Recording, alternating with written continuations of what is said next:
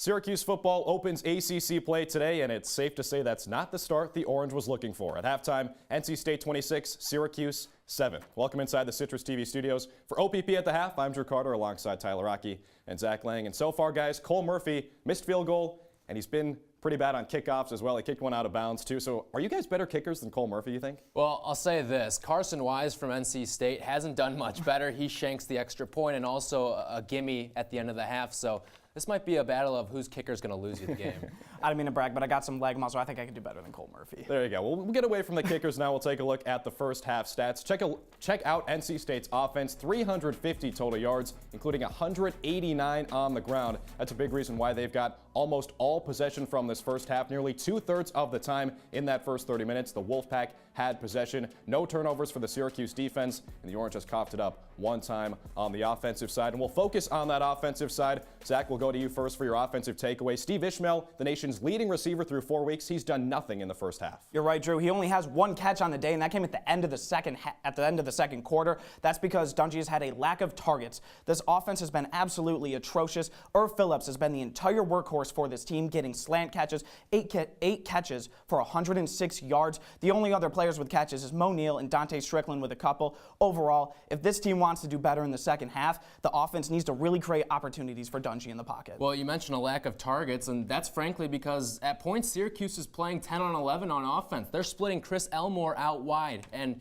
this guy's a 280-pound fullback. He's not going to make many catches for you in space, and if he does, he's not going to do much with the ball after it. You got to make sure that Chris Elmore's primary purpose is coming out of the backfield as either a blocker or a runner. You can't be splitting him out wide and playing 10 on 11 and one-dimensionalizing yourself. He absolutely deserves some more rushes, I'll tell you that. Well, Chris Elmore, he is 280 pounds, recruited as a defensive lineman. We'll keep this generous. He doesn't look like a wide receiver. I think it's safe to say that. So, Tyler, some missed opportunities on the Syracuse offensive side. Same story for the defense. Absolutely. You look at a guy like Ryan Finley, quarterback for NC State. This guy has not thrown an interception in 246 attempts now. That is unbelievable. That is the third longest streak in ACC history.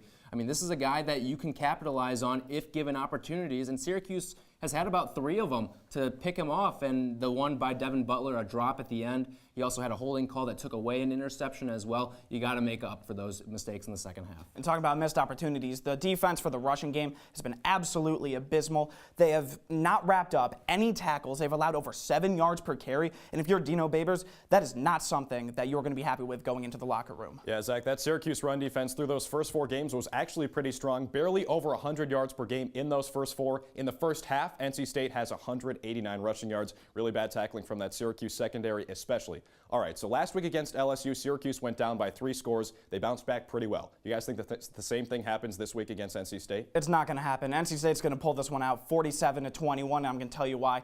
Finley has been absolutely incredible in the pocket. The defense has been atrocious. They have not been able to wrap up, like I said. Overall, I do not see the Orange bouncing back. I don't either, but I think it's going to be a little bit closer. 40-28 is my final in this one.